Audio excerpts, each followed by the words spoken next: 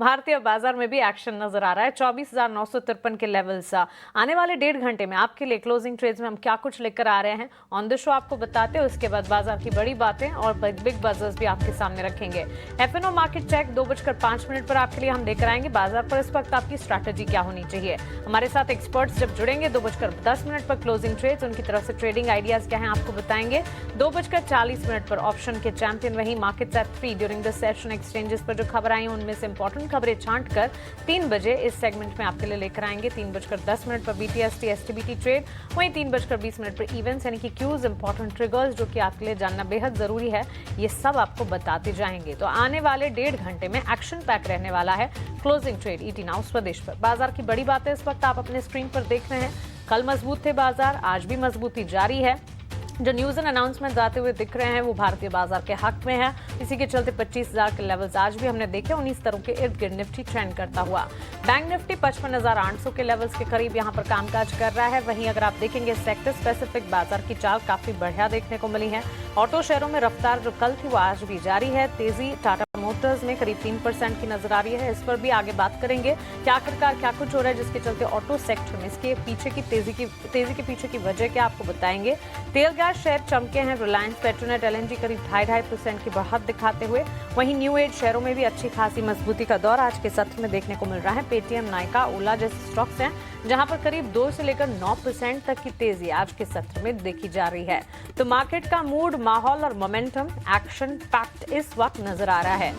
इसी के साथ साथ बिग बजिंग मोमेंटम वाले स्टॉक्स कौन से हैं वो भी आपके सामने रख देते हैं। सबसे पहले रिलायंस के स्टॉक को पुल अप करेंगे। देखिए, एक तो जब नतीजा है उसके ठीक बाद हमने आपको बताया था कि एजीएम तक कई सारे अनाउंसमेंट्स हो सकते हैं और एजीएम की डेट जब आई तब भी हमने आपको बताया था कि स्टॉक पर फोकस होना चाहिए। अनाउंसमेंट्स का सिलसिला अब शुरू हो चुका है। रिलायंस हेल्थ बेवरेजेस सेगमेंट में कंपनी ने एंट्री की तैयारी कर रही है। तो एक न्यूज फ्लो है और न्यूज फ्लो का इंपैक्ट करीब 2.5% की तेजी के तौर पर 1414 के लेवल्स पर तेजी पर यहां पर कामकाज रिलायंस के स्टॉक प्राइस में देखने को मिला है। इसके अलावा आईएफएल की एक बुलिश रिपोर्ट आई है पीवीआर पर। तो पीवीआर के स्टॉक प्राइस में आज के सत्र में करीब 4% की तेजी है और मजबूती के साथ ये स्टॉक भी on the back of positive news flows, bullish brokerage report और इसी के साथ साथ कंटेंट पीसेस काफी अच्छे होते हुए दिखे हैं। अब सिनेमा जगत सिर्फ और सिर्फ ओटीटी नहीं, ओटीटी से जो कटथ्रोट कंपटीशन मिल रही है उसके चलते अब सिनेमा घरों में भी अच्छी कंटेंट पेश किए जा रही है और इसी के चलते पीवीआर, आइनॉक्स जैसे स्टॉक्स में एक इवेंचुअल इंपैक्ट जरूर देखने को मिला है। इसके अलावा चीन से रेयर अर्थ पर जो बैन हटाने की खबर है उसका एक इंपैक्ट है जो कि ऑटो प्लेयर्स पर पड़ता हुआ। Tata Motors, Bajaj Auto, hero MotoCorp जैसे स्टॉक्स करीब 3 से 3.5% तक की तेजी आज के सत्र में। सिर्फ ऑटो ही नहीं, ऑटो एंसलरी की चाल पर भी फोकस रखिएगा, वहां पर भी अच्छा खासा एक्शन देखने को मिला है। तेल गैस शेयरों में तेजी है। Petronet LNG, Gujarat gas, HPCL, BPCL, IOCL तमाम स्टॉक्स हैं जो कि आज फोकस रेडार में ऑलमोस्ट 2 to 3% तक की गेंस, 3.25% तक की तेजी भी कहीं कहीं नजर आ रही है। और कॉटन पर इंपोर्ट ड्यूटी हटाने के फैसले से टेक्सटाइल शेयरों में भी अच्छी खासी चमक देखने को मिली है। The likes of Welspun Living, Raymond, Vardhman Textile, Arvind, Gokaldas, इन तमाम स्टॉक्स में अच्छा खासा एक्शन है। तो चलिए, action pack buzzing stock sectors का अप्रोच है, लेकिन एक्शन तो अभिषेक इंडेक्स में भी नजर आ रहा है। आज भी 25,000 के लेवल्स निफ्टी ने टच बेस किए। बैंक निफ्टी में भी तेजी और ब्रॉडर मार्केट्स में भी मूव्स हैं। स्ट्रैटेजी वाइज आज किस तरह से फोकस है? मानसी, देखिए, लेकिन कहानी ना कल वाली हो गई है। अच्छी तेजी तो आज इंट्राडे में हुई है, लेकिन दिक्कत यह है कि 25,000 के ऊपर निफ्टी सस्टेन नहीं कर पाया। अगर आप देखेंगे तो करीब ऊपरी स्तर से करीब 70 अंक नीचे निफ्टी आ गया है। निफ्टी बैंक के गेंस हम थोड़ी देर पहले देख रहे थे कि 200 पॉइंट के आसपास थे। अब कितनी गेंस रह गए हैं? 35 अंकों के आसपास की तेजी रह गई है, क्योंकि जो बड़े बैंक हैं ना, एचडीएफसी बैंक, आईसीआईसी बैंक या फिर एसबीआई, वहां से सपोर्ट नहीं मिल रहा है। तो कल जो चीज हमें बाजार से चाहिए थी ना, उम्मीद से थोड़ा ना कम बाजार ने दिया। और आज मैं उम्मीद करके चल रहा था कि नहीं, सपाट शुरुआत तो हो जाएगी, उसके बाद बाजार पिकअप करेगा। वैसा हुआ भी, लेकिन ऊपरी स्तर पर ना टिकना ये थोड़ी सी ना निराशाजनक है। और एक जो शिकायत है, मैं एफआई कम्युनिटी से कहूंगा कि आपको क्या चाहिए इंडिया से? सारी चीजें तो हैं, अनिश्चितता कहां पर नहीं होती है। रेटिंग एजेंसीज का इतना पॉजिटिव बयान है, लेकिन शॉर्ट्स काफी ज्यादा हैं। और आज के बाजार को देख के मुझे लग नहीं रहा है कि नहीं एफआईज की तरफ से ना कोई खास आज शॉर्ट कवरिंग हो रही होगी। कल हमने जरूर देखा कि 8.3% से बढ़कर लॉन्ग होल्डिंग 9.7% पर पहुंच गई, लेकिन ये बहुत कम है।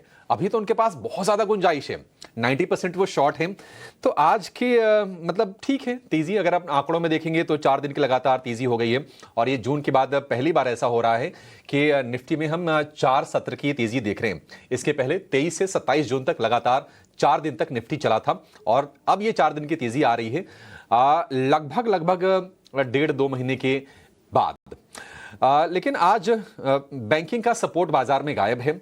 निफ्टी फार्मा, निफ्टी फाइनेंस को अगर आप छोड़ दें तो बाजार में वैसे आपको चौतरफा खरीदारी दिखेगी, लेकिन अब यह है कि अब ऑटो का ना उतना ज्यादा वेटेज नहीं है, बैंकिंग का वेटेज ज्यादा है निफ्टी में, आईटी का वेटेज ज्यादा है, तो वो थोड़े से हम कह सकते हैं कि बैक सीट पर है। उसके चलते बाजार में ना आपको बहुत ज्यादा उत्साह नहीं दिखेगा। लेकिन जो कंजम्पशन वाली थीम है ना वो एक्टिव है, और हमने कहा भी कि सिर्फ आप उसको जीएसटी से जोड़ के मत देखिए। जीएसटी तो ठीक है, कैटलिस्ट का काम करेगा, लेकिन फेस्टिव बाइंग भी हो रही है। कंजम्पशन को लेकर एफआईज का व्यू भी काफी हम देख रहे हैं, एफआई ब्रोकरेजेस का, एफआईज का नहीं माफ कीजिएगा, एफआई ब्रोकरेजेस का उनका व्यू पॉजिटिव हो रहा है। तो उसके चलते आप देखिए बाइंग हो रही है। ऑटो में जो ये चाइना का जो रेयर अर्थ मिनरल पर जो एक्सपोर्ट पर बैन था, जो उसको चीन ने हटा लिया है, और ये 6 मंथ्स के हाईस पर है इंपोर्ट, अगर हम रेयर अर्थ मैग्नेट की बात करें तो चीन से।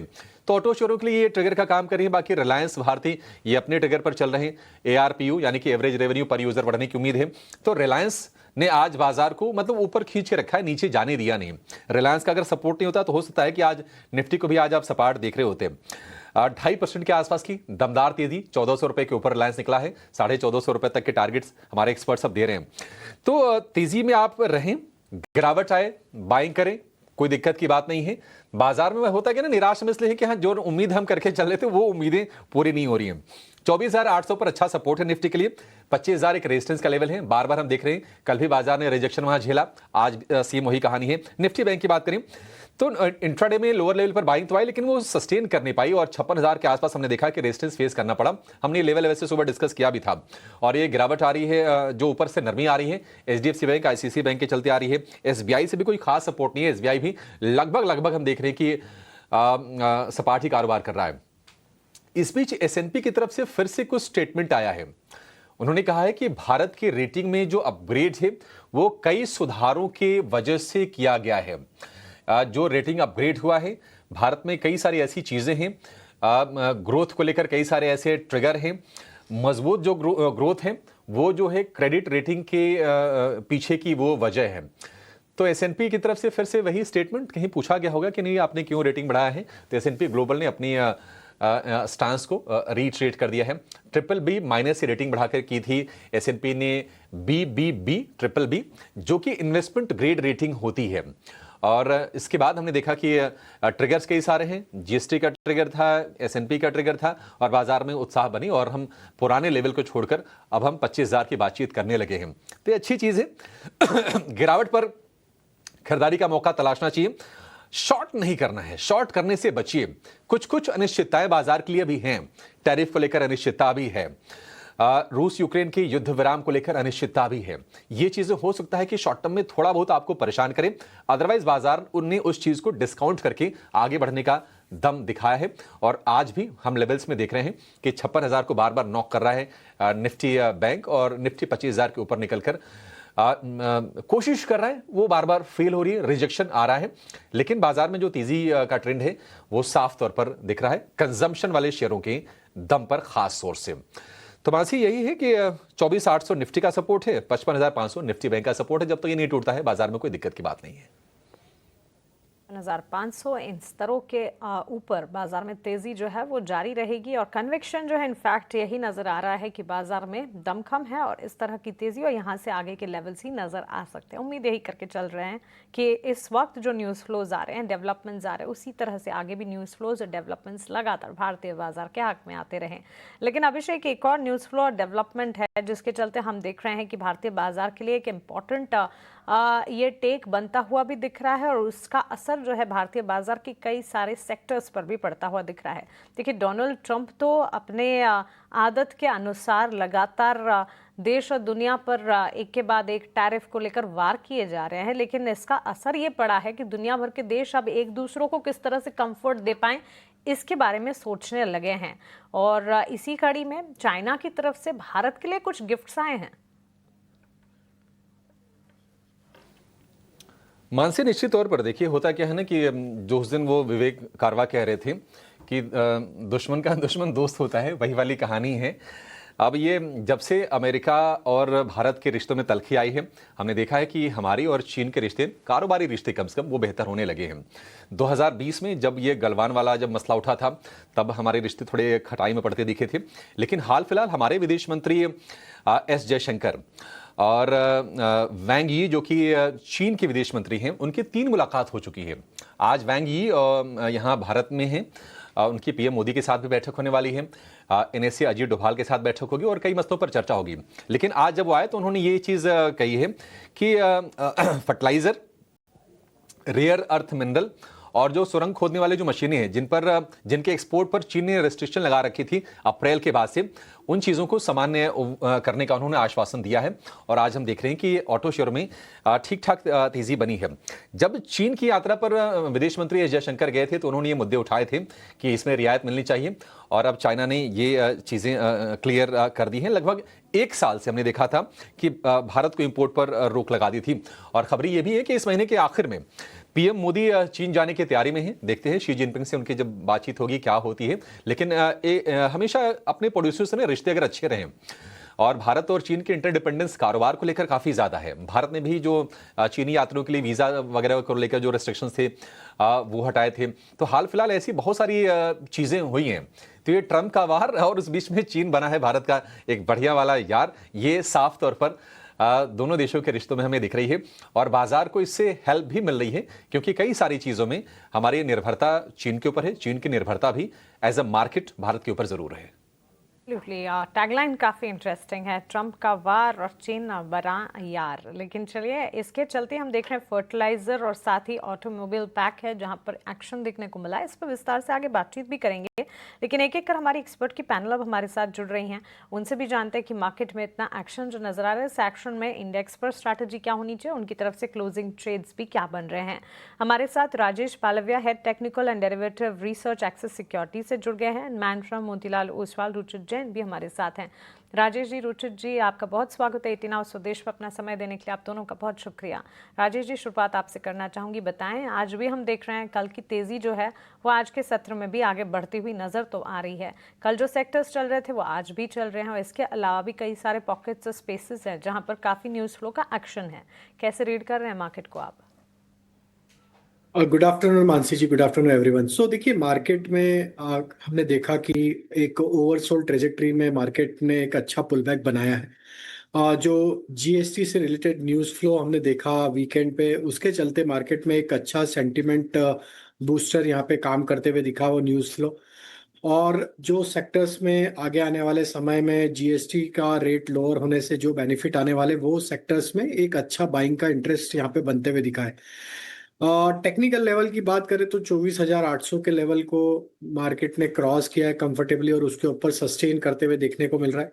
हालांकि 25,000 के लेवल को अभी सरपास करने में, उसके ऊपर सस्टेन होने में मार्केट अभी कामयाब नहीं हो पाया है। क्योंकि देखे तो मेजर कॉल राइटिंग एक्टिविटी 25,000 की स्ट्राइक पे थी, वहां पे अनवाइंडिंग जरूर होते हुए दिख रही, लेकिन अभी भी वहां पे कॉल राइटर्स की पोजीशन अभी भी इंटैक्ट है। तो हमें लगता है कि थोड़ा यहाँ पे कंसोलिडेशन देखने को मिल सकता है निफ्टी में, इसी रेंज में 24,900 से 25,000 की रेंज में। और गोइंग फॉरवर्ड जिस तरीके के सेटअप बने हैं मिड कैप, स्मॉल कैप और बाकी सेक्टर्स जो कि एक ओवरसोल्ड ट्रेजेक्टरी में थे, वहां पे भी एक अच्छा रिकवरी के साइन यहाँ पे बने हैं। तो हमें लगता है गोइंग फॉरवर्ड ये 25,000 का ब्रेकआउट आते हुए दिखेगा, क्योंकि मार्केट में जो बदला है वो ये है कि कहीं ना कहीं एक जो ट्रम्प टैरिफ का एक अनसर्टेनिटी था, उसके चलते तो मार्केट थोड़ा सा कॉशियस था। लेकिन जो जीएसटी के रेट को लोअर करने से जो बूस्टअप मिलेगा इकोनॉमी को, उसको चल के मार्केट उस न्यूज को लेके मार्केट काफी उत्साहित है। और हमें लगता है कि उसको लेकर क्लियर एक इंटेंट दिख रहा है कि एक लॉन्ग टर्म के हिसाब से गवर्नमेंट किस तरीके से फोकस कर रही है, और जो चैलेंजेस यूएस के टैरिफ के चलते आते हुए देखने को मिल रहे हैं, उसको किस तरीके से हम यहाँ पे टैकल करने की कोशिश कर रहे हैं बाकी सारी चीजों से, दूसरे देशों के साथ जिस तरीके से चर्चाएं हो रही है। तो हमें लगता है कि गोइंग फॉरवर्ड ये मार्केट वापस अपने अप ट्रेंड को रिज्यूम करते हुए दिखेगा, तो बने रहना चाहिए लॉन्ग साइड के ट्रेड में। 24,800 आपके स्टॉप लॉस होने चाहिए।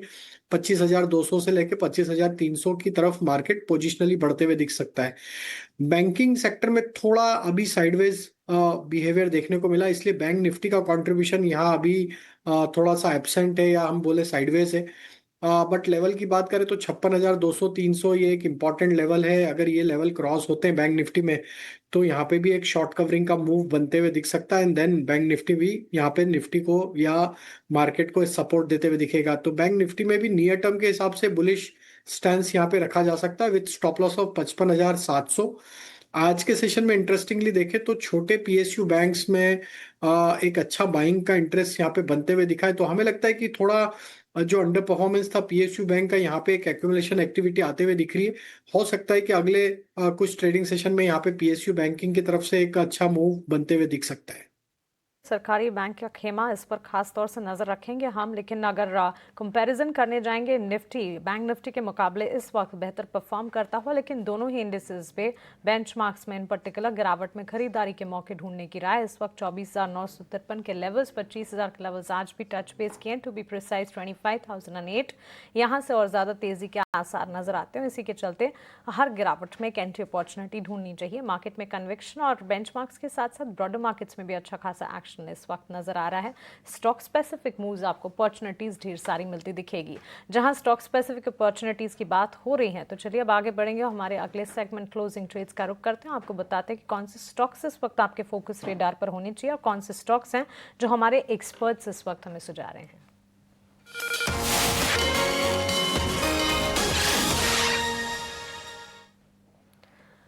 Ruchit, hi, good afternoon. As we speak, Reliance, Tata Motors, Kotak Bank, Bharti Airtel, Bajaj Auto जैसे लार्जर प्लेयर्स हैं जो कि बाजार को इस वक्त संभालने का काम कर रहे हैं। सेक्टर स्पेसिफिक बाजार की तस्वीर समझने की कोशिश करेंगे तो वहां भी ऑटोमोबाइल प्लेयर्स और कंजम्पशन पॉकेट्स हैं जहां पर अच्छा खासा एक्शन है।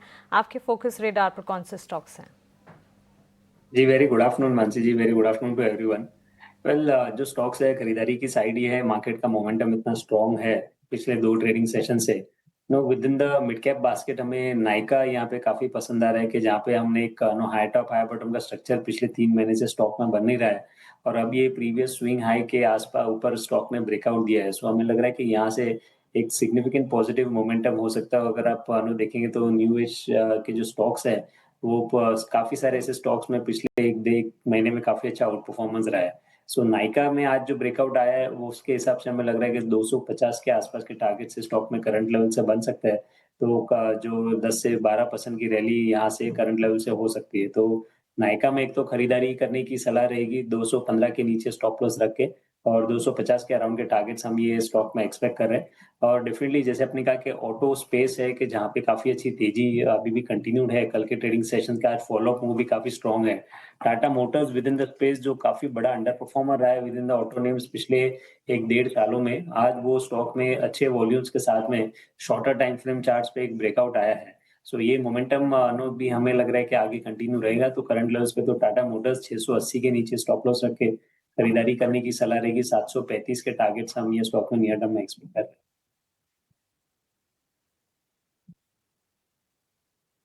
ठीक है, टाटा मोटर्स को खरीदने की सलाह है।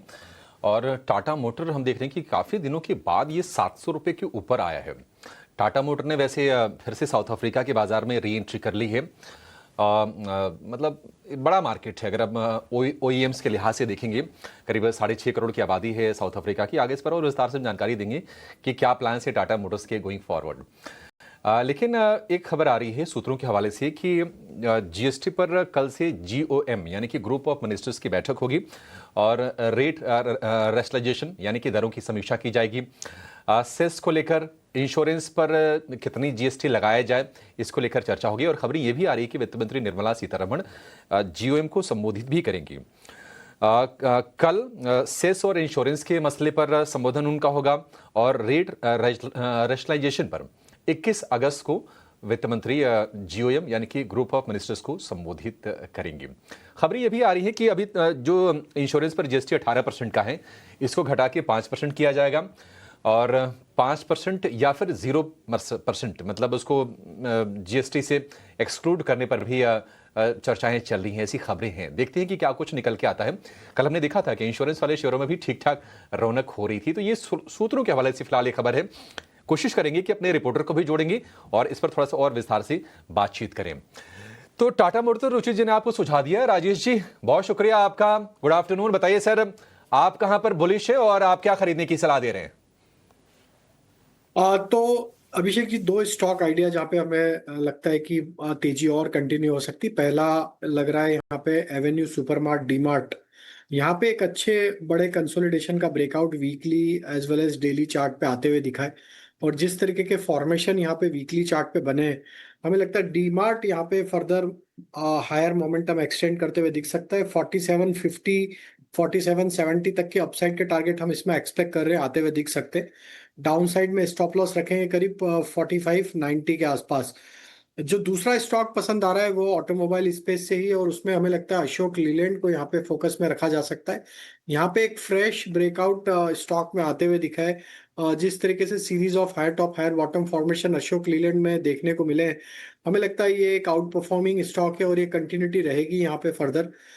Daily weekly monthly time frame पे स्टॉक एक अच्छी स्ट्रेंथ यहाँ पे डिस्प्ले कर रहा है। तो अशोक लीलैंड पे बाय करने की सलाह है। अपसाइड के टारगेट यहाँ पे हमें लग रहा है 140 145 की तरफ आते हुए दिख सकते हैं। डाउन साइड में स्टॉप लॉस जो रखना होगा करीब होगा 129 के आसपास। ठीक है, 129 का स्टॉप लॉस होगा अशोक लेलैंड के लिए। और हमने देखा कि थोड़ा शुरुआती झटका लगा, ऐसा लगा कि अशोक लेलैंड शायद फिर से अपनी तेजी को गंवा देगा, लेकिन बढ़िया रफ्तार दिखी है। और हमने देखा था कि अशोक लेलैंड का भाव जब कॉर्पोरेट एक्शन के चलते गिर के नीचे आया, उसके बाद ये शेयर 115 रुपये तक गया और वहां से 115 रुपये से लेकर 130-32 की जर्नी है, ये अच्छे से स्मार्टली तय की है। 140-145 के टारगेट होंगे अशोक लेलैंड के लिए। और डी मार्ट यानी कि एवेन्यू सुपर मार्ट, जो कि आज मुझे लगता है तीसरी चौथी बार ये शेयर रेकमेंड हो रहा होगा, ये इसके स्ट्रेंथ को दिखाता है। देखिए, शेयर कम हो जाए ना, कोई दिक्कत की बात नहीं है, लेकिन ना अगर उस पर 4-5 हमारे एक्सपर्ट्स का अगर कन्विक्शन आ जाए तो ये आपके हक में होता है।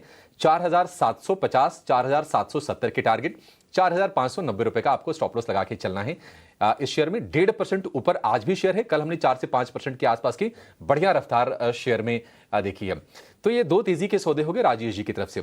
एक छोटे से ब्रेक के लिए रुकेंगे, ब्रेक के बाद जब लौटेंगे तो कुछ और बड़ी खबरें होंगी और साथ साथ हमारे एक्सपर्ट्स आपको कुछ और बढ़िया ट्रेडिंग के आइडियाज बताएंगे। आप कहीं जाइएगा नहीं।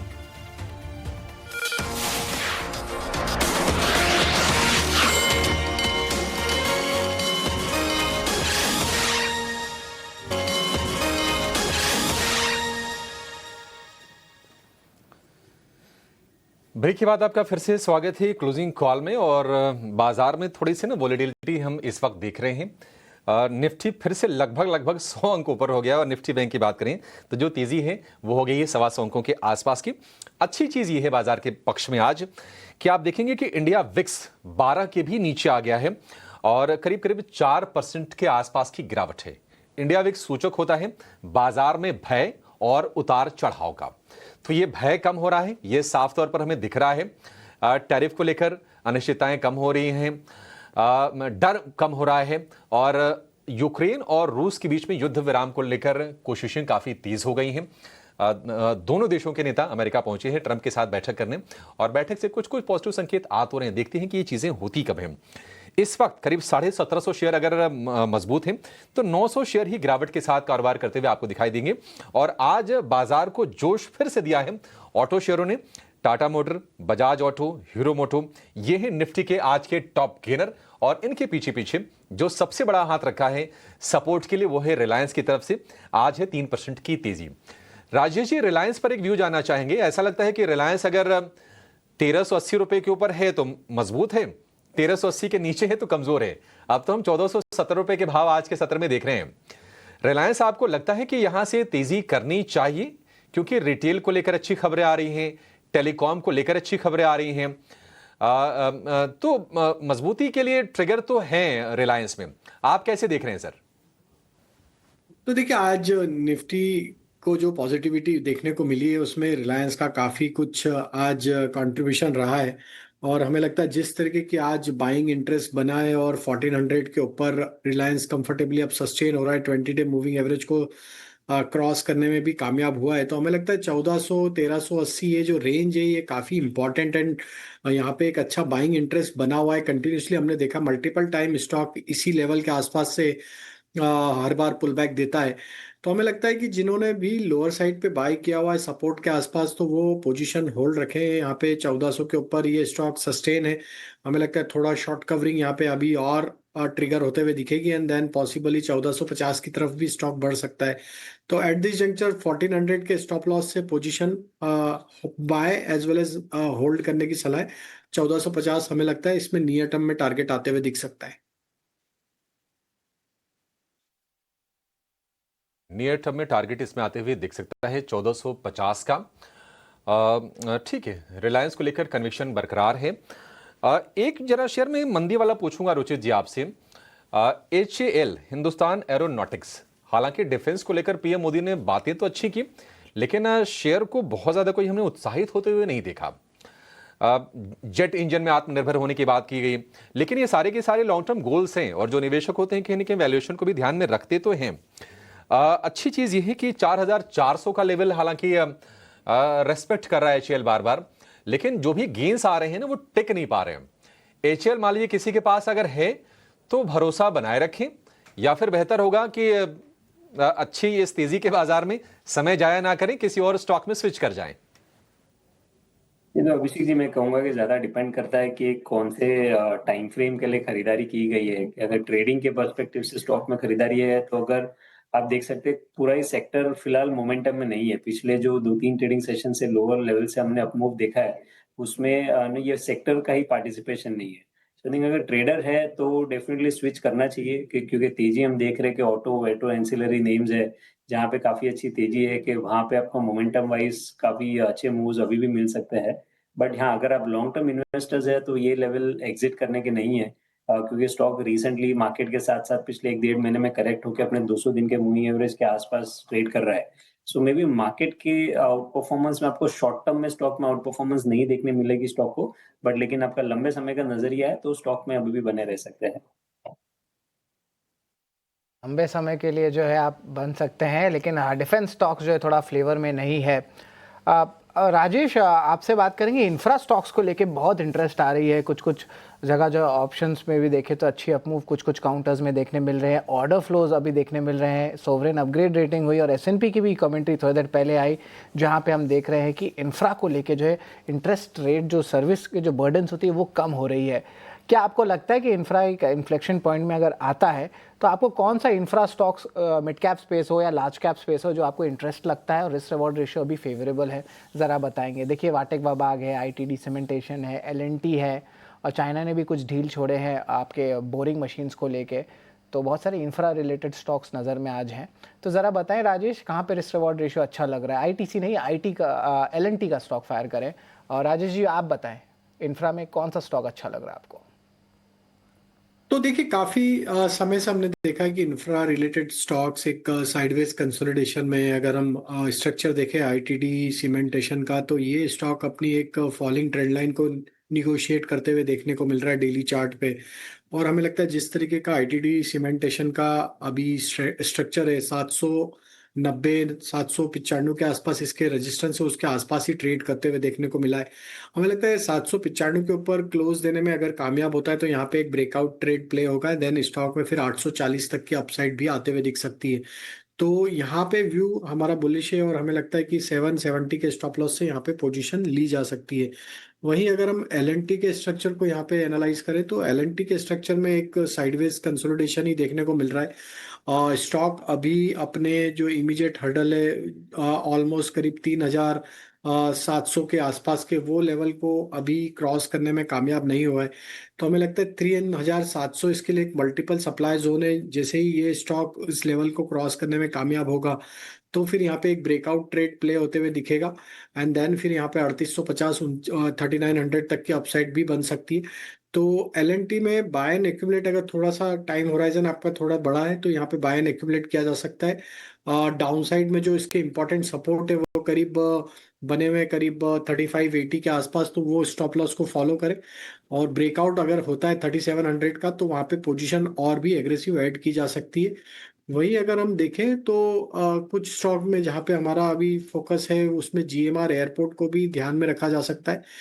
ये स्टॉक भी अगर हम देखें तो एक साइडवेज कंसोलिडेशन दिखा रहा है, 20 डे मूविंग एवरेज के आसपास ही ट्रेड करते हुए देखने को मिल रहा है। जिस तरीके की स्ट्रेंथ यहाँ पे पिछले 1-2 हफ्तों में लोअर साइड से बनी है, हमें लगता है यहाँ पे अगर 92-93 के लेवल अगर क्रॉस होते तो ये स्टॉक में भी पोटेंशियल है यहाँ पे 98 से 100 रुपीज तक के अपमूव को एक्सटेंड करने के। तो जीएमआर एयरपोर्ट को भी फोकस में रखा जा सकता है with stop loss of 89। Stocks पे जो है नज़र ज़रूर रखेंगे। यहाँ पे जो है पॉजिटिव मोमेंटम बन रहा है। रुचित, इंफ्रास्पेस के अलावा बिल्डिंग मटेरियल सेगमेंट जो है हालांकि पूरा अंडर ओन रहा है, कुछ खास मूवमेंट नहीं हुए, लेकिन धीरे धीरे करके इन्वेंट्री मूवमेंट अच्छी हो रही है।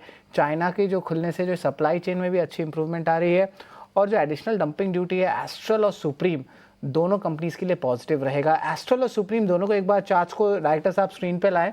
रुचित, एस्ट्रल और सुप्रीम देखें तो दोनों स्टॉक्स में जो एक अच्छी मोमेंटम आ रही है, आपकी क्या राय रहेगी अगर आपको पिक करना हो एस्ट्रल या सुप्रीम? और अगर दोनों में से जो भी आप स्टॉक पिकअप करते हैं उसके इंपॉर्टेंट लेवल्स भी बताएं, पोजिशनली कितना जो है नंबर्स आ सकता है टारगेट प्राइस और स्टॉप लॉस में, एस्ट्रल और सुप्रीम?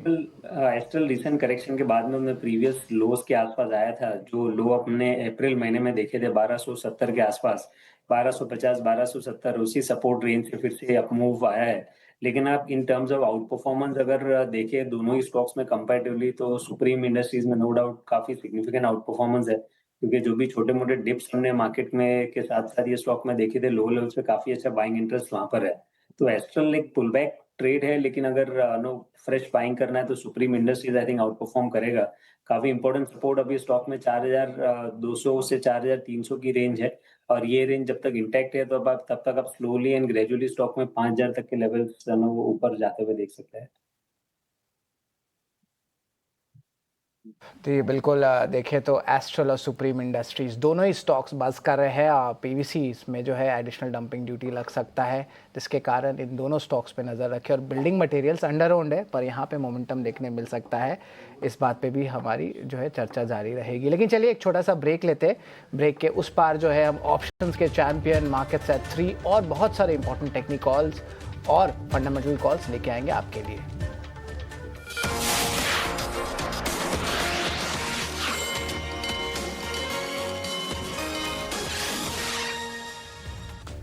ब्रेक के बाद आपका फिर से स्वागत है क्लोजिंग कॉल में। निफ्टी की जो बढ़त है वो है 100 अंकों की, निफ्टी बैंक की जो बढ़त है करीब करीब 115 अंकों की। और इस बीच ब्रेकिंग न्यूज आपकी स्क्रीन पर कि कैबिनेट से ऑनलाइन गेमिंग बिल को मिली है मंजूरी। नजारा टेक, इस शेयर पर नजर होनी चाहिए। ऑनलाइन गेमिंग में तो मतलब एक यही कंपनी लिस्टेड में 1400 रुपए का भाव हम देख रहे हैं। अब इसमें क्या होगा बिल में, ये तो बाद में आएगा। लेकिन ऑनलाइन गेमिंग को लेकर ना सरकार ऐसा नहीं कोई बहुत रियायत के मूड में है। सुप्रीम कोर्ट में सरकार ने पहले कहा भी था कि ऑनलाइन गेमिंग जो है वो एक तरह से गैम्बलिंग की तरह है, जुआ की तरह है, और इस पर 28% टैक्स लगना चाहिए। अब ये रेट रैशनलाइजेशन की बातचीत हो रही है। 28% वाला तो स्लैब हट जाएगा, लेकिन कुछ सिन गुड्स को हो सकता है कि उसमें गेमिंग को, तो तंबाकू हो गया, अल्कोहल हो गया, ये गेमिंग वाली चीजें हो गई, इस पर टैक्स को बढ़ा के कर दिया जाए 40%। और सरकार गेमिंग एप्स को रेगुलेट कर सकती है। ऐसी काफी समय से चर्चाएं चल रही हैं कि क्या होगा, भविष्य क्या होगा, रेगुलेशन कैसा होगा, क्योंकि गेमिंग ऐप ना हो कि ये बेटिंग ऐप हो गए हैं। तो ये तमाम चीजें हैं। अब ये नज़ारा के शेयर में हम थोड़ी सी बढ़त देख तो रहे हैं, बट 1% से भी कम की है, और ये खबर आ रही है। आगे इस पर विस्तार से बातचीत करेंगे, लेकिन ये जरूर है कि आज देश के 2 शहरों में एक्शन भरपूर है। मुंबई में लोग पानी से थोड़ा त्रस्त हैं, परेशान हैं। हालांकि मुंबई की जिजीविशा मुझे नहीं लगता कि उस देश की बराबरी कोई, उस शहर की बराबरी इस देश में कोई शहर कर पाएगा। फाइनेंशियल कैपिटल है, लेकिन पॉलिटिकल कैपिटल हमारी राजधानी दिल्ली में आज सरकार की तरफ से ताबड़तोड़ फैसले आ रहे हैं। और सूत्रों के हवाले से भी जो खबरें आ रही हैं वो काफी ज्यादा मतलब कमाल की आ रही हैं। पॉलिसी को लेकर अचानक लग रहा है कि सरकार ने गियर शिफ्ट कर दिया है पीएम मोदी के 15 अगस्त वाले स्टेटमेंट के बाद। हमारे साथ एक और मेहमान जुड़ गए हैं, टर्टल वेल्थ के रोहन मेहता हमारे साथ हैं। रोहन जी, बहुत शुक्रिया आपका समय देने के लिए। इस खबर पर पहले आपसे व्यू से शुरुआत कर लेते हैं। कैसी लग रही है आपको खबर, बताइए जरा, और नज़ारा टेक वगैरह शेयर को लेकर आपका व्यू क्या है? या गुड आफ्टरनून एवरीवन। सी, एक चीज क्लियर है कि जहां पे भी कोई भी कंट्री में लेटली आप ये दशक में अर्जेंटीना देख लो या कोई भी आप कंट्री देख लो जहां पे government is very very clear on business side, वो कंट्री बहुत ग्रोथ करती है। और कहीं ना कहीं गवर्नमेंट को पता चल गया है कि हमको वाइडर लेवल पे ग्रोथ करना है rather than vertical level growth. कि इंडिया की कंजम्पशन में 90% of the businesses less penetrated है, तो उसको ही पेनिट्रेशन ज्यादा कर दो तो टैक्स ऑटोमेटिकली एफिशिएंट हो जाएगा। And this was the need of the hour, because overall businesses were not doing good. जितने भी मैनेजमेंट को पूछ रहे थे सब बहुत परेशान थे कैपेक्स को लेके, तो very positive. Regarding to gaming app, I think so there has to be need into the change, because अगर ये नहीं होता है तो ये टैक्स कहीं बाहर की कंट्री से, स्पेसिफिकली यूएई की कंट्री से आके हमको परेशान करता है, तो हमारा पैसा यहाँ पे ही रहे और सबको बेनिफिट रहे। That is positive. लेना चाहिए नहीं लेना चाहिए, I don't have a coverage on it, but overall as an economy point of view I think it's very positive.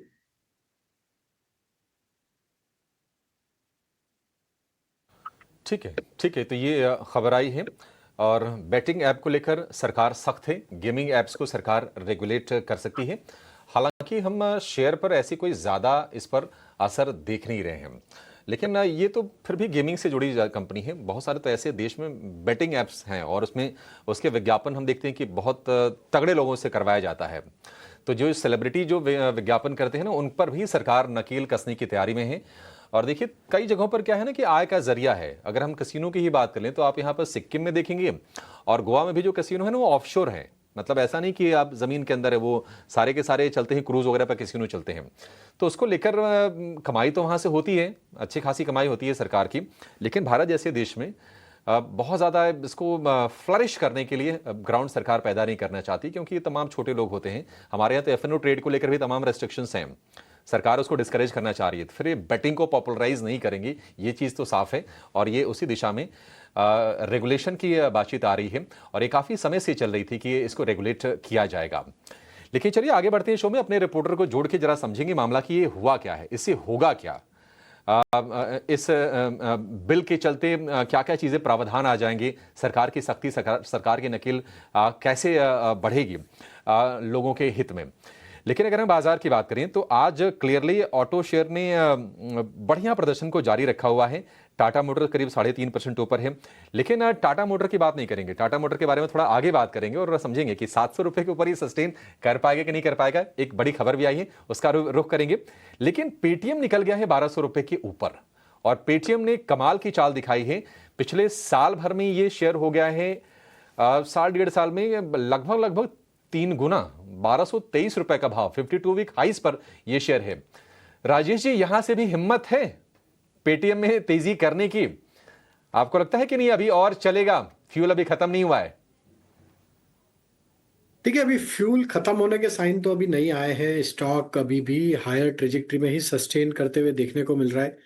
अगर हम इसके near term short term structure को एनालाइज करें तो यहाँ पे एक फ्रेश ब्रेकआउट भी देखने को मिला। अगर इसको मंथली चार्ट पे मैं देखता हूँ तो दिसंबर 2024 में इसके स्विंग हाई थे करीब 1030 1040 के, उसका फ्रेश ब्रेकआउट यहाँ पे लास्ट मंथ देखने को मिला। और उसके बाद अभी स्टॉक में करीब 15 से 20% की रैली उस लेवल के बाद होते हुए दिखी है।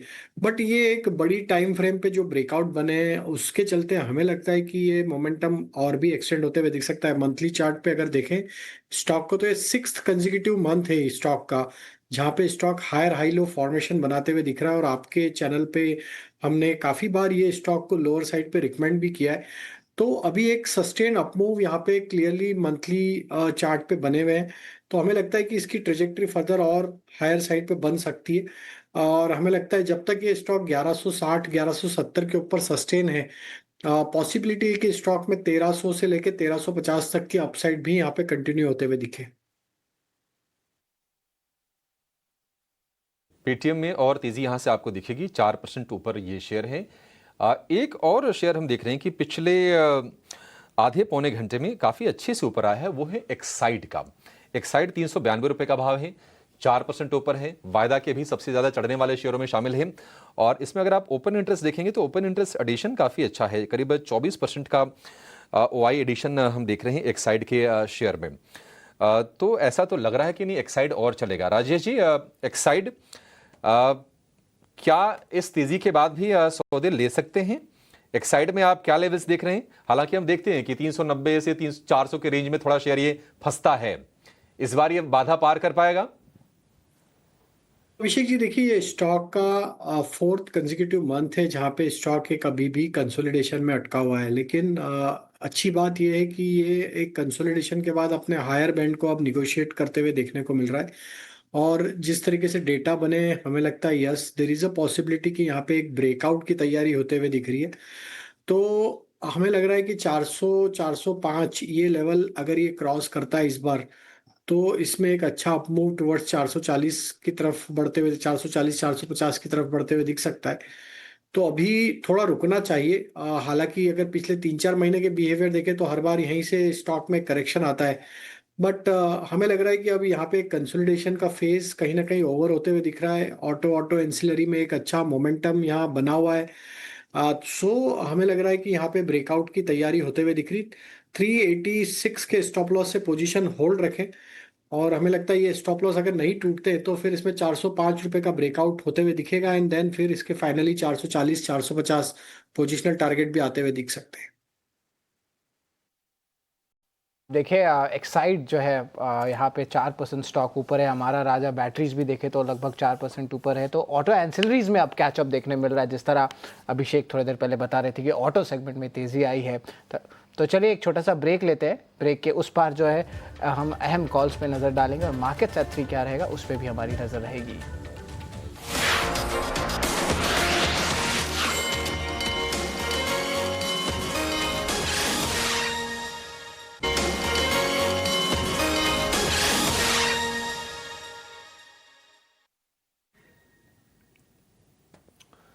स्वागत है आपका ब्रेक के बाद 18 आवर्स स्वदेश पर। बाजार में हम देख रहे हैं अच्छी तेजी, सेंचुरी लगा चुका है Nifty.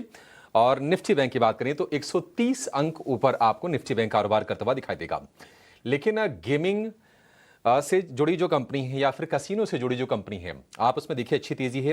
Delta Corp day high पर है, करीब 14% के आसपास की बड़ी तेजी है। लेकिन याद रखिए बहुत पैसे भी गंवाए हैं निवेशकों के डेल्टा कॉर्प ने। इसके अलावा नजारा टेक में भी आप तेजी देखेंगे। ऑन मोबाइल ग्लोबल एक और कंपनी है जहां पर हम मूव बढ़ते हुए देख रहे हैं।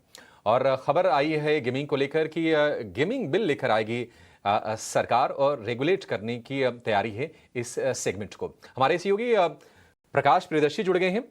प्रकाश बताइए, पहले गेमिंग वाली खबर की बातचीत करते हैं आपसे, क्या डेवलपमेंट्स हैं इस पर? देखिए, कैबिनेट की बैठक ख़त्म हुई है और सूत्र हमें बता रहे हैं कि इंडियन कैबिनेट ने गेमिंग बिल को मंजूरी दी है, जिसका मकसद ये है कि जो ऑनलाइन गेमिंग ऐप्स हैं उनको रेगुलेट किया जाए, क्योंकि बहुत सारे ऐसे ऐप्स हैं जो बेटिंग प्रैक्टिसेस को प्रमोट करती हैं, जो कि ठीक नहीं है, सरकार को ऐसा लगता है। और इस तरह के कई कंप्लेंट्स भी आए हैं। लिहाजा इस बात को ध्यान में रखते हुए, तमाम फैक्टर्स को ध्यान में रखते हुए, जैसा कि सूत्र हमें बता रहे हैं कि गेमिंग बिल को मंजूरी दी गई है, जिसका मकसद ये है कि सरकार इस तरह के गेमिंग ऐप्स को रेगुलेट करेगी और इस तरह के किसी भी एंडोर्समेंट पर पेनल्टी लगा सकती है, पनिशमेंट दे सकती है। सेलिब्रिटीज़ को हतोत्साहित किया जाएगा कि वो इस तरह के बेटिंग ऐप को प्रमोट ना करें। ये काफ़ी इंपॉर्टेंट डेवलपमेंट है। इस मसले पर काफ़ी समय से चर्चा चल रही थी, कई दौर की बैठकें भी हुई तमाम स्टेक होल्डर्स के साथ, और तमाम कंसिडरेशन के बाद सरकार ने इसको अंतिम रूप दिया है। और सूत्र हमें बता रहे हैं कि यूनियन कैबिनेट ने इस पर मंजूरी दे दी है और उम्मीद ये की जा रही है कि कल इसको लोकसभा में इंट्रोड्यूस भी किया जा सकता है। ये काफ़ी इंपॉर्टेंट डेवलपमेंट है, खासकर गेमिंग सेक्टर के पॉइंट ऑफ व्यू से देखें, जहां पर एक फेयर प्रैक्टिस, बेटर जो बिजनेस प्रैक्टिस है उसको इंश्योर करने के लिए सरकार ने गेमिंग बिल को मंजूरी दी है, ताकि इसको प्रॉपर तरीके से रेगुलेट किया जाए और बेटिंग प्रैक्टिसेस को हतोत्साहित किया जाए। अभी देखने वाली बात होगी कि इस पर किस तरीके से आगे की रणनीति होती है, लेकिन सूत्र हमें बता रहे हैं कि इसे कल लोकसभा में इंट्रोड्यूस किया जा सकता है। इंट्रोड्यूस किया जा सकता है गेमिंग बिल को, और सेलिब्रिटी जो विज्ञापन करते हैं उस पर नकेल कसने की तैयारी है। बेटिंग को हतोत्साहित करने पर फोकस होगा। लेकिन अगर आप शेयरों को देखेंगे ना तो शेयरों में तेजी हो रही है। नज़ारा टेक 1.5% ऊपर है और डेल्टा कॉर्प की बात करें तो उसमें जो तेजी है वो ज़्यादा है। अब डेल्टा कॉर्प नज़ारा टेक के बिजनेस थोड़े अलग अलग है। नज़ारा टेक गेमिंग वाली है, डेल्टा कॉर्प क्या है ना, कसीनो चलाती है। तो मे बी अगर इस पर रेगुलेशन का जोर होता है तो फिर कसीनोज में जाएंगे, सिक्किम में या फिर गोवा में, और उसके चलते हम देख रहे हैं कि डेल्टा कॉर्प में तेजी हो रही है। इस पर एक बार और हम व्यू लेंगे अपने एक्सपर्ट से, रोहन मेहता जी से। लेकिन प्रकाश जी, जीएसटी को लेकर क्या खबर आ रही है? क्या वित्त मंत्री कोई बैठक करने वाली हैं कल? क्या अपडेट्स हैं आपके पास?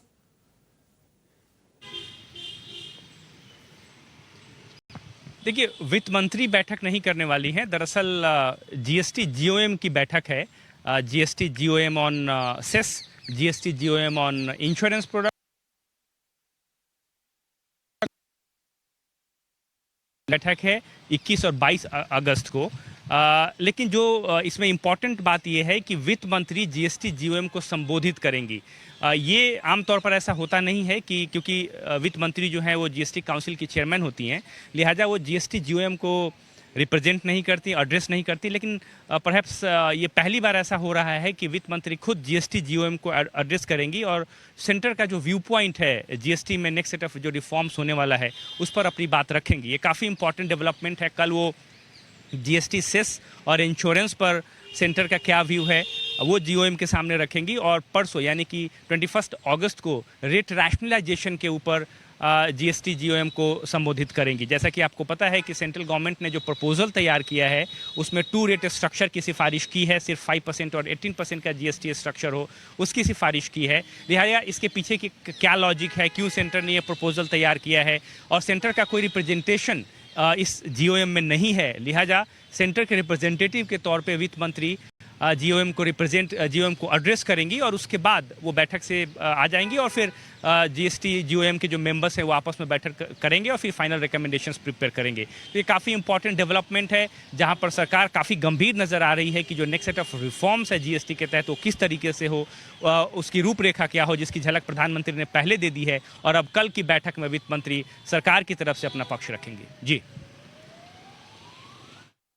एक्सक्लूसिव्स आ रहे हैं और थैंक यू वेरी मच प्रकाश, आपने जो है हमें दोनों जो न्यूज़ क्लोज के बारे में बताया। देखिए स्टॉक रिएक्शंस भी आ रहा है और एक एक करके अभिषेक में आपको जो है स्टॉक रिएक्शंस भी बता रहे हैं। लेकिन एक और बड़ी ब्रेकिंग न्यूज़ है, एशिया कप के लिए सूर्य यादव जो है उनको जो है देखिए टीम इंडिया की कप्तान के ऐलान हो गई है एशिया कप की, और एक एक करके अभी जो है स्क्रीन में हम देख पा रहे हैं कि जो अनाउंसमेंट आ रहा है यहाँ पे देखें तो एशिया कप में सूर्य जो है उनको कप्तान बनाया जाएगा, शुभमन गिल वाइस कैप्टन होंगे। तो एक नया यूथ जो है चेहरा सामने आ रहा है और नए बड़े लोग देखने मिल रहे हैं। सूर्य यादव जो है कप्तान रहेंगे, Shubman Gill vice captain, already test के कैप्टन है और बहुत अच्छा परफॉर्मेंस हाल ही में इंग्लैंड के टेस्ट सीरीज में भी हमें देखने मिला था। अभिषेक, किस तरह ये डेवलपमेंट देख रहे हैं?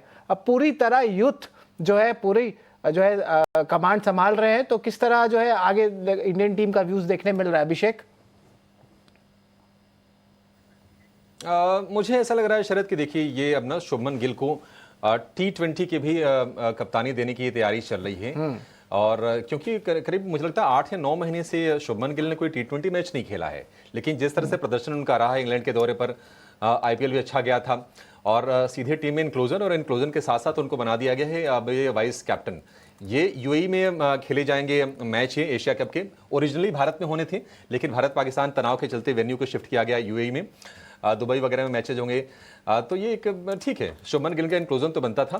सूर्य कुमार यादव अपनी कप्तानी बचाने में फिलहाल सफल हुए हैं, टीम में हैं, लेकिन अगर आप उनका पिछला रिकॉर्ड देखेंगे ना, पिछले अगर 10 T20 देखेंगे तो उनको जमाना हो गया एक 50 बनाए हुए T20 में। काफ़ी ज़्यादा खराब प्रदर्शन रहा था इंग्लैंड के खिलाफ और साउथ अफ्रीका के खिलाफ। तो T20 स्पेशलिस्ट हैं, लेकिन वहां पर भी प्रदर्शन डिप हो रहा है। अगर थोड़ा बहुत अगर लगता है कि शुभमन गिल ने अच्छा परफॉर्म किया, सूर्या का प्रदर्शन खराब रहा, तो शायद हम एक कप्तानी के मोर्चे पर एक और बड़ा बदलाव देखेंगे और T20 की कप्तानी भी मुझे लगता है शुभमन गिल को दे दी जाएगी अगर ऐसा होता है तो।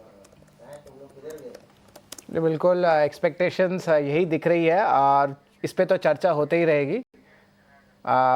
चलिए यहाँ पे तो हम देख लिए कि क्या क्या अनाउंसमेंट्स आ रहे हैं, लेकिन एक बार चलते हैं बाजार पे वापस, एक बार देख लेते हैं कि किस तरह मोमेंटम आ रहा है। फार्मा स्पेस पे बिकवाली ज़्यादा देखने मिल रही है। अब जो है डॉक्टर रेड्डीज, सिप्ला, इन स्टॉक्स को लेके आए, यहाँ पे थोड़ी सी सेलिंग आ रही है ज़रूर। फार्मा स्पेस पे जो है ऑफ कोर्स हमारी फोकस रहेगी। राजेश, देखिए फार्मा इंडेक्स अपने डेज लो पे है, यहाँ पे डॉक्टर रेड्डीज पे शार्प कट आया है। यहाँ पे कुछ शॉट्स बन सकते हैं क्या? अभी दिख रहे कि और भी लेवल्स पे वेट करें कि कंसोलिडेशन में चला जाएगा फार्मा फिर से? आई थिंक अभी यहाँ पे थोड़ा वेट करना चाहिए। जिस तरीके से स्टॉक अभी प्लेस्ड है, यहाँ पे इम्पोर्टेंट सपोर्ट इसका डाउनसाइड में 1200 के आसपास है। जब तक ये 1200 के लेवल को डिफेंड करने में कामयाब रहेगा, यहाँ पे पुल बैक बनते हुए रहेंगे उस लेवल के आसपास से, तो मेजर शॉर्ट जो ओपन होंगे वो 1200 के नीचे ही होंगे। और हमें लगता है जब तक ये लेवल इंटेक्ट है, अभी शॉर्ट नहीं करना चाहिए। ऑलरेडी स्टॉक में एक करेक्शन हमने देखा है। करीब पिछले स्विंग हाई अगर जो बने थे करीब 1400 के आसपास के थे, तो वहां से एक ऑलरेडी ओवरसोल्ड ट्रेजेक्टरी के आसपास ही ट्रेड करते हुए देखने को मिल रहा है। तो वेट करेंगे हम, अभी शॉर्ट यहाँ पे ओपन नहीं करेंगे।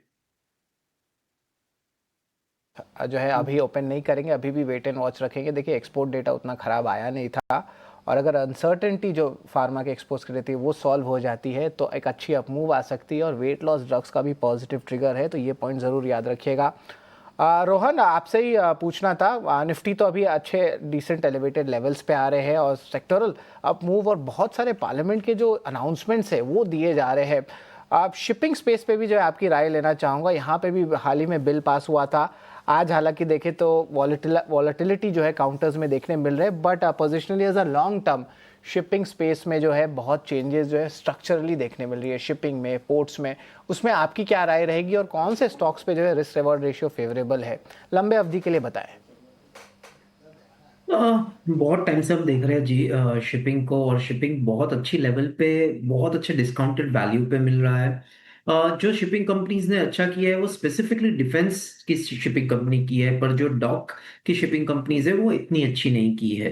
तो हमारे हमारे एनालिसिस से अभी भी great eastern shipping is available below 10 times of earning, very good balance sheet, strong vessel boarding और वेरी डिसेंट मैनेजमेंट। तो एक कंपनी जो अगर प्योर शिपिंग इंडस्ट्री पे बैट करना चाहेंगे तो वो great eastern shipping will be good for a long term, would be a double of what it is right now.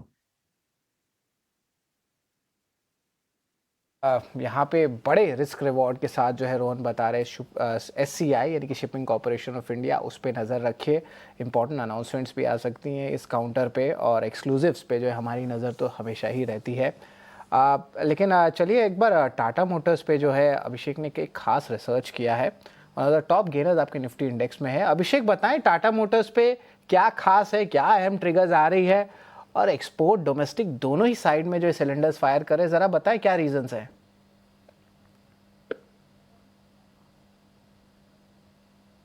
Motor 28 जुलाई के बाद हम पहली बार आज हमने 700 रुपए के लेवल के दर्शन किए। 700 रुपए के ऊपर पहले ये शेयर टिक रहा था, लेकिन उसके बाद प्रॉफिट टेकिंग आई, फिर ये नीचे चला गया। लेकिन तेजी की वजह यह है कि कंपनी एक बार फिर से साउथ अफ्रीका के पैसेंजर व्हीकल मार्केट में एंट्री कर ली है, और 6 साल के लंबे अंतराल के बाद उन्होंने फिर से अपनी गाड़ियां वहां पर रीलॉन्च की है। 2019 में उन्होंने अपना कारोबार वहां से समेट लिया था, और इस बार इन्होंने कारोबार के लिए एक्सक्लूसिव डिस्ट्रीब्यूटर के लिए मोटर्स होल्डिंग के साथ करार किया है, यानी कि मोटर्स होल्डिंग से ही इनकी गाड़ियां वहां पर बेचेंगी। तो ये पूरी तरह से भारत में ही गाड़ियों की असेंबलिंग होगी और यहां से एक्सपोर्ट किया जाएगा साउथ अफ्रीका में, वहां पर बिक्री होगी। तो भारत के प्राइस में सेम गाड़ी की और साउथ अफ्रीका के प्राइस में काफी ज्यादा फर्क भी होने वाला है।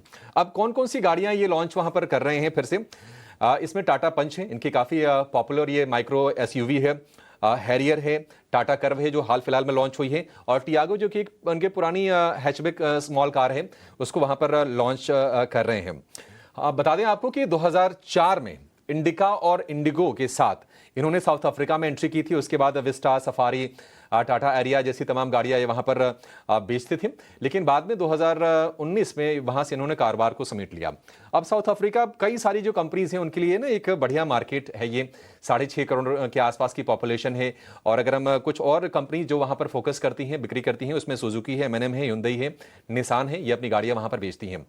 टाटा मोटर्स आज अगर 700 रुपए के ऊपर गया है तो और ट्रिगर्स क्या हैं?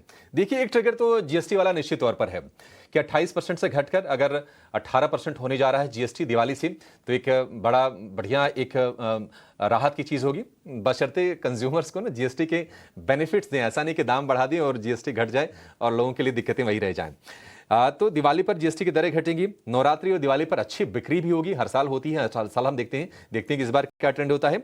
और चीन ने भारत को रेयर अर्थ मैग्नेट के एक्सपोर्ट पर जो पाबंदी थी वो हटा दी है, और ये तमाम ऑटो शेयरों के लिए आज हम काम करते देख रहे हैं। उसमें टाटा मोटर्स भी शामिल है, लेकिन टाटा मोटर्स के लिए ये जो साउथ अफ्रीका वाला ट्रिगर है, फॉरेन में जो एक्सपेंशन वाली जो चीज है, आज वो ज्यादा काम की लग रही है। और इसी के चलते हम देख रहे हैं कि टाटा मोटर कल उतना ये शेयर नहीं चला, आज हम देख रहे हैं कि 3.5% चढ़ के ये है निफ्टी का टॉप गेनर, और 700 रुपए के आसपास ये कारोबार होते हुए हम देख रहे हैं। एक बार इसके जरा टेक्निकल्स को भी समझ लेते हैं। राजेश जी, 700 रुपए के आसपास फिर से आना या फिर ऊपर निकलना, आपको लगता है कि टाटा मोटर यहां से और चल सकता है?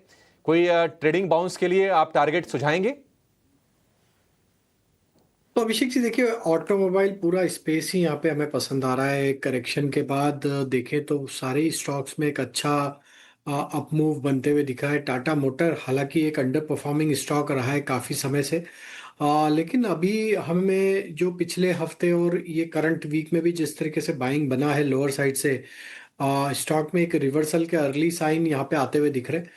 हमें लगता है कि यहाँ पे नियर टर्म चार्ट पे एक ब्रेकआउट तो ऑलरेडी बना है। फॉलिंग ट्रेंड लाइन का ब्रेकआउट वीकली डेली चार्ट पे आते हुए दिखा है, तो 670 इसके लिए इंपॉर्टेंट लेवल रहेगा। अब यहाँ से अगर ये 670 के लेवल को अगले 1-2 हफ्ते और होल्ड आउट करता है, तो हमें लगता है ग्रेजुअली ये स्टॉक में फिर 740 750 तक की अपसाइड भी अनफोल्ड होते हुए दिख सकती है। तो बाय एंड एक्यूमुलेट की सलाह है, 670 स्टॉप लॉस रखना होगा टाटा मोटर में। तो इस पे जो है राय राजेश जी की तरफ से इस पे जो है हमारी फोकस ज़रूर रहने वाली है। इसके अलावा अगर बात करें तो फर्टिलाइज़र खेमे पे जो है एक अच्छी मोमेंटम देखने मिली है। जिस तरह चाइना ने रिस्ट्रिक्शंस को जो है कम किया है, तो उस पे भी हम राय लेंगे। राजेश, आपसे ही पूछूंगा कि फर्टिलाइज़र स्पेस में आपको टेक्निकली कौन सा स्टॉक अच्छा लग रहा है? तो देखिए, फर्टिलाइजर्स में अगर हम देखें तो जो एक आउट परफॉर्मिंग स्टॉक रहा है वो तो कोरोमंडल रहा है, और यहाँ पे एक अप स्लोपिंग चैनल में स्टॉक ट्रेवल कर रहा है, तो ये स्टॉक का ट्रेंड अभी भी इंटैक्ट है हायर साइड पे। बाकी स्टॉक्स की अगर हम बात करें तो दूसरा स्टॉक जो हमें पसंद आ रहा है वो है जीएसएफसी। यहाँ पे अगर इसके वीकली चार्ट को एनालाइज करें तो जीएसएफसी में एक अप स्लोपिंग चैनल का यहाँ पे प्राइस एक्शन देखने को मिला है वीकली चार्ट पे, और अब यहाँ पे 205 के ऊपर ब्रेकआउट भी बनते हुए दिखे। तो जीएसएफसी को यहाँ पे फोकस में रखा जा सकता है। ये स्टॉक में अगर ये 205 के ऊपर सस्टेन रहता है तो इसके नेक्स्ट टारगेट 215 218 की तरफ बनते हुए दिख सकते हैं। वहीं अगर हम फैक्ट को भी यहाँ एनालाइज करें तो ये एक अपने इमीडिएट रेजिस्टेंस जोन जो कि बना हुआ है करीब 1000 रुपए के आसपास, उसको निगोशिएट करते हुए देखने को मिल रहा है। तो कोई भी ब्रेकआउट यहाँ पे 1000 रुपए के ऊपर अगर फैक्ट में आता है तो ये स्टॉक में भी एक अच्छी अपमूव अनफोल्ड होते हुए दिख सकती है टुवर्ड्स 1060 1070 की तरफ। तो फैक्ट को भी अपने बाइंग लिस्ट में रखा जा सकता है। 1000 रुपए के ऊपर अगर ये आता है तो वहां पे बाय का ट्रेड बनाया जा सकता है।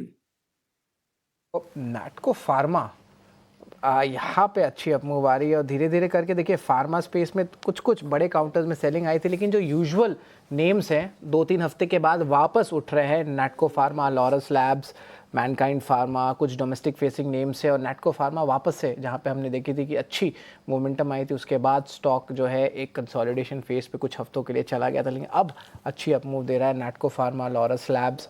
फार्मा स्पेस पे जो है इम्पोर्टेंटली राज, आपसे सवाल रहेगा कि अगर रिकवरी आता है तो डोमेस्टिक फेसिंग कंपनीज पे अभी भी बुलिश नज़रिया बना के रखें, क्योंकि अनसर्टेनिटी तो ज़रूर है आपके एक्सपोर्ट प्लेस में, लेकिन देखिए अब मूव तो आ रहा है डोमेस्टिक फेस कंपनीज का। मैनकाइंड फार्मा लें, नाटको फार्मा का भी एक्सपोजर जो है डोमेस्टिकली ज़्यादा है, या कुछ और भी आपको हेल्थ केयर के स्टॉक्स अच्छे लग रहे हैं? अपोलो हॉस्पिटल्स में अच्छी परफॉर्मेंस हमने रिसेंटली देखी थी, डायग्नोस्टिक्स भी है, आपका क्या व्यू रहेगा?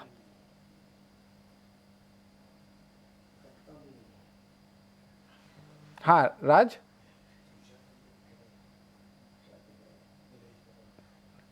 ओके, सो अरे माफ करिएगा, रोहन आपसे ही पूछ रहा था, आप जरा बताएं। ऑफ कोर्स डोमेस्टिक फार्मा हमको बहुत पसंद है और हमको लग रहा है कि यहाँ से ग्रोथ एक्सपोनेंशियल हो सकता है।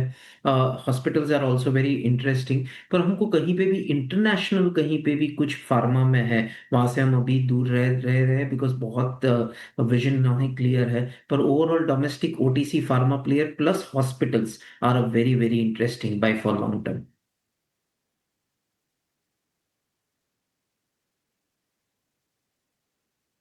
को लेकर ये व्यू रोहन जी की तरफ से, लेकिन कैबिनेट से ताबड़तोड़ फैसलों की झड़ी से लग गई है।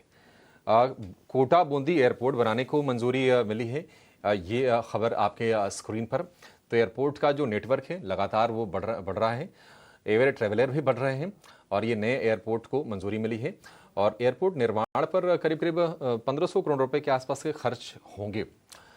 ठीक है, कैबिनेट से देखते हैं कि और क्या की चीज़ें निकल के आती हैं, लेकिन एक निश्चित तौर पर एक बढ़िया चीज़ ये एयरपोर्ट प्रोजेक्ट को 2 साल में पूरा करने का सरकार ने लक्ष्य रखा है। आज रिलायंस ने बाजार को बड़ा बढ़िया जोश दिया।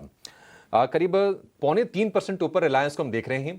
1400 रुपए के ना सिर्फ ऊपर निकला बल्कि अपने गेंस को और बढ़ाया रिलायंस ने और उसको सस्टेन किया। ये अच्छी चीज है आज बाजार के लिए और इसी के चलते हम देख रहे हैं कि निफ्टी ने लगाई है कल की तेजी के बाद आज भी सेंचुरी 24,980, यानी कि 25,000 के लेवल से टचिंग डिस्टेंस पर है। इंट्राडे में तो हमने देखा है, देखते हैं क्या उसके ऊपर क्लोजिंग होती है।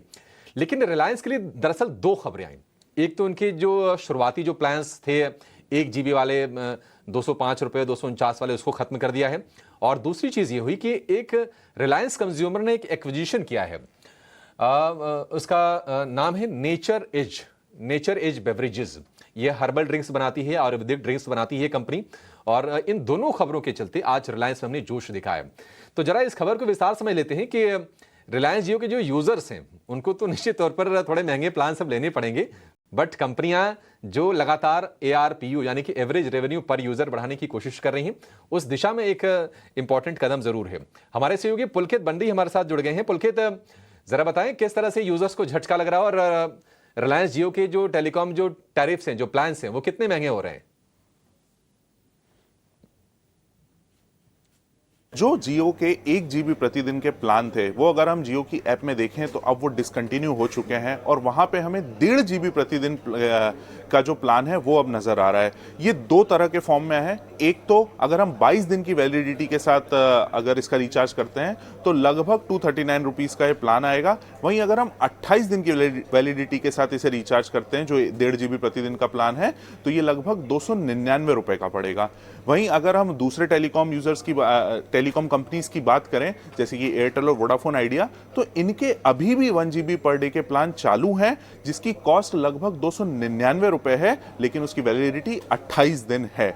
अब इससे इंपैक्ट क्या आ सकता है जियो के ऊपर? तो अगर ब्रोकरेजेस की माने तो लगभग 20 से 25% का जो सब्सक्राइबर बेस था वो जियो का इस 1 GB प्रतिदिन वाले प्लान के ऊपर था और यहां से अब ये डिसकंटिन्यू होने से जो ARPU है वहां थोड़ा सा इंक्रीमेंट हम देख सकते हैं, लगभग 5 से 6% का, ऐसा ब्रोकरेजेस का मानना है। तो अभी देखना होगा कितना इंपैक्ट आता है, ये अगले क्वार्टर रिजल्ट्स में हमको पता चलेगा।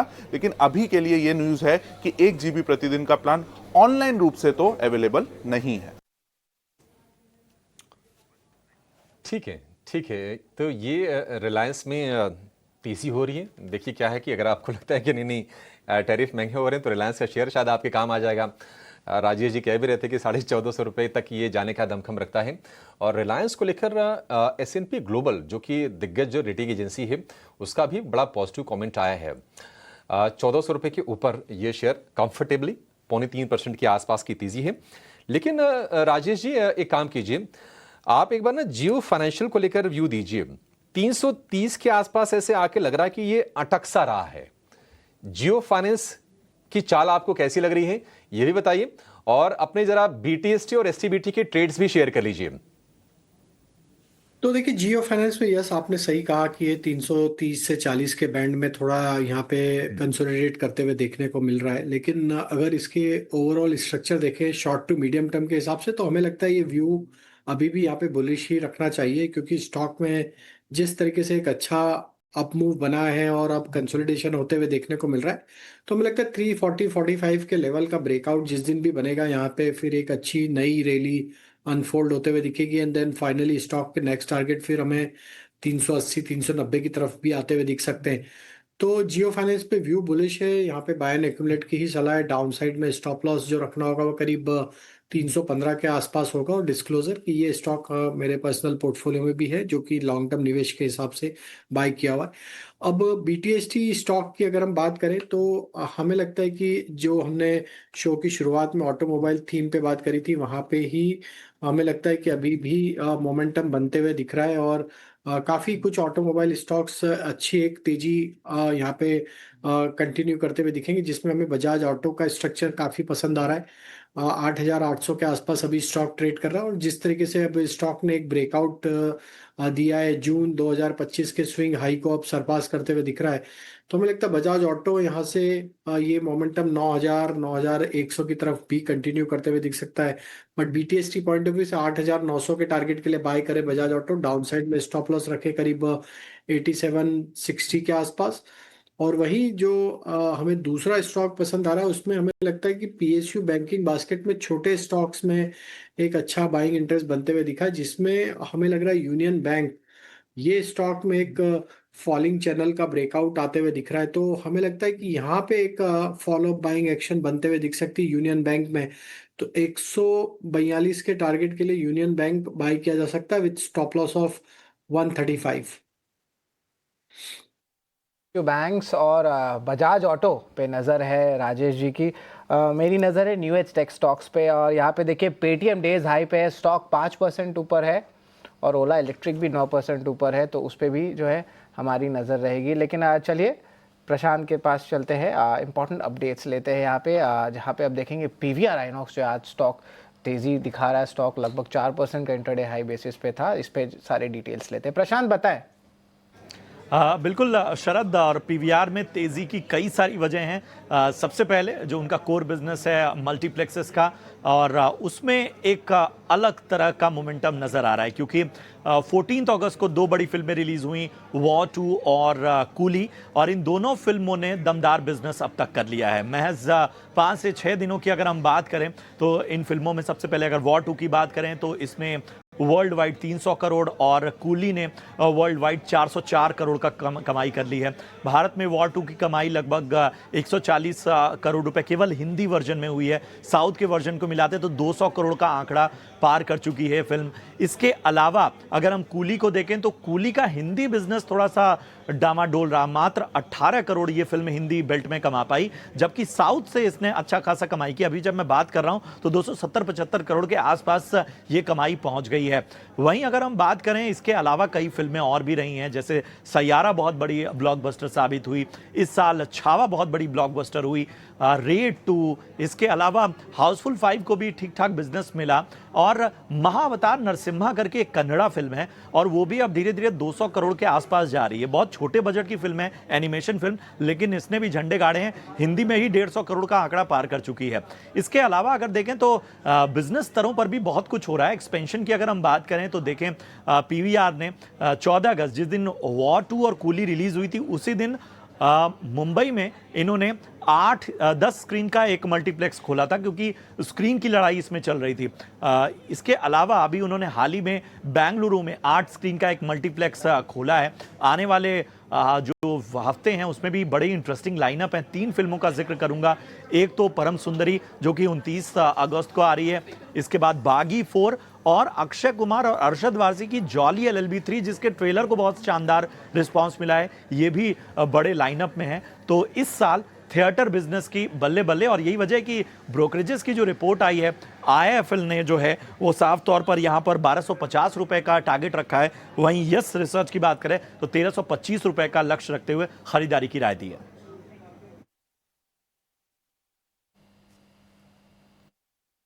बिल्कुल, देखिए यहाँ पे ब्रोकरेजेस बुलिश है, मूवीज भी आ रहे हैं और अब सब घर से बाहर निकल रहे एक्सपीरियंस के लिए।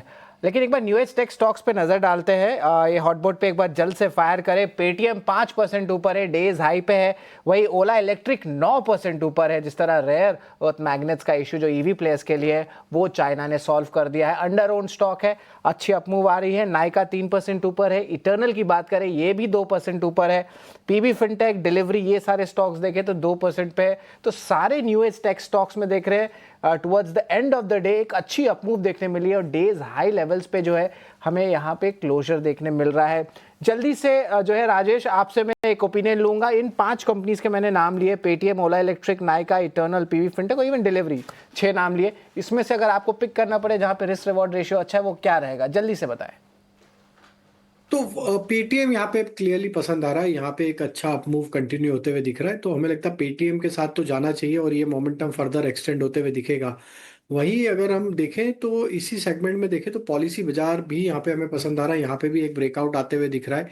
ओला इलेक्ट्रिक में एक अर्ली साइन है एक अपमूव स्टार्ट होने का, लेकिन यहाँ पे स्ट्रिक्ट स्टॉप लॉस फॉलो करना होगा। ओला इलेक्ट्रिक में जो होगा करीब 42 रुपीज़ के आसपास, अगर ये 42 के लेवल को बचाता है ओला इलेक्ट्रिक, तो यहाँ पे ये जो अब एक रिवर्सल के साइन बने, यहाँ पे 50 रुपए तक की अपसाइड भी बन सकती है। लेकिन 42 रुपीज़ का स्टॉप लॉस जरूर फॉलो करना होगा, क्योंकि ट्रेंड अगर लॉन्गर टर्म टाइम फ्रेम पे देखे तो वीक है, लेकिन नियर टर्म टाइम फ्रेम पे एक रिवर्सल के साइन बनते हुए दिखे।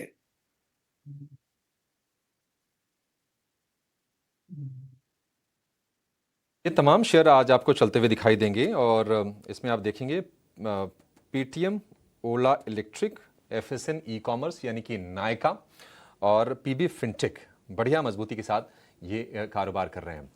1250 रुपये से ऊपर निकल गया पेटीएम का शेयर, तो बढ़िया है। न्यूएस्ट टेक शेयर थोड़े से पीछे छूट गए थे और ये देखिए क्या शानदार रफ्तार में आज आपको ये दिखाई देंगे। नायका वगैरह के नंबर भी अच्छे आए थे, नायका के नंबर अच्छे आए थे। ओला इलेक्ट्रिक पर मुझे थोड़ा कम यकीन है कि ये तेजी सस्टेन होगी नहीं होगी पता नहीं। पीबी फिनटेक 2% ऊपर, पेटीएम अच्छे नंबर्स, अच्छे रिपोर्ट्स के बाद इसमें तेजी लगातार जारी है।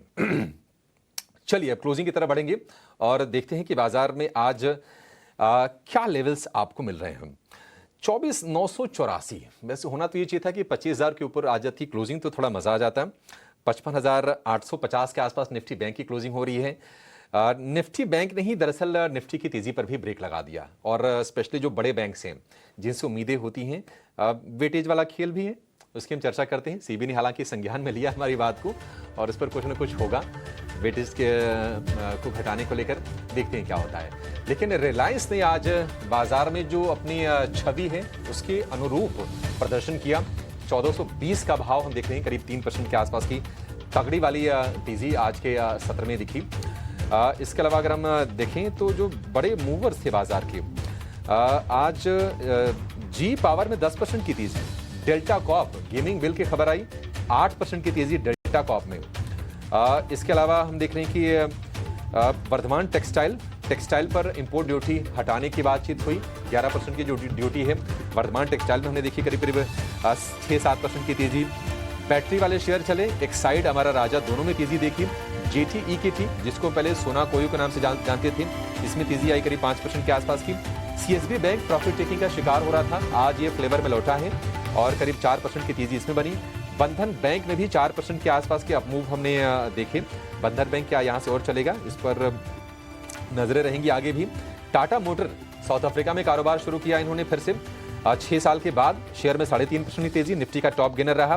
पीवीआर आइनॉक्स कुछ बड़े रिलीजेस के चलते हम देख रहे हैं कि करीब 4% की तेजी, 1100 रुपए के आसपास के भाव होने पीवीआर में। देखिए तो जो निफ्टी की क्लोजिंग हुई है वो हुई है 112 अंक ऊपर।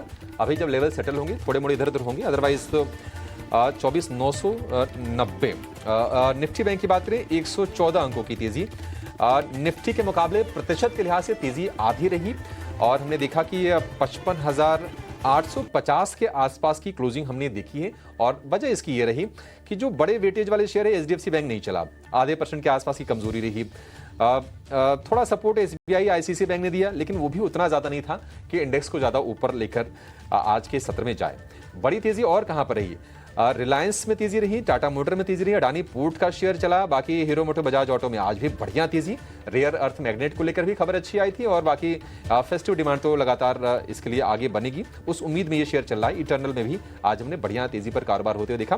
थोड़े फार्मा वाले शेयर कमजोर रहे, डॉक्टर रेड्डीज सिप्ला में 1% से ज्यादा की कमजोरी आज के सत्र में हमने देखी और बजाज फिंसर बजाज फाइनेंस में भी थोड़ा नरमी का सत्र रहा। मेटल में भी थोड़ी सी प्रॉफिट टेकिंग आज के सत्र में आई। ओवरऑल बढ़िया क्लोजिंग हम कहेंगे। 103 अंक ऊपर निफ्टी, 130 अंक ऊपर निफ्टी बैंक।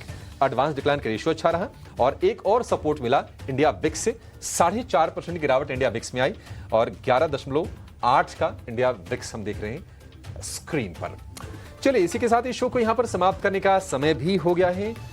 राजेश जी बहुत शुक्रिया आपका समय देने के लिए और तमाम शेयरों पर हमारे दर्शकों को गाइड करने के लिए। फिलहाल शरद को और मुझे आप दीजिए इजाजत। एक छोटे से ब्रेक के बाद कराएंगे आपकी हम कल की तैयारी। आप कहीं जाइएगा नहीं। नमस्कार।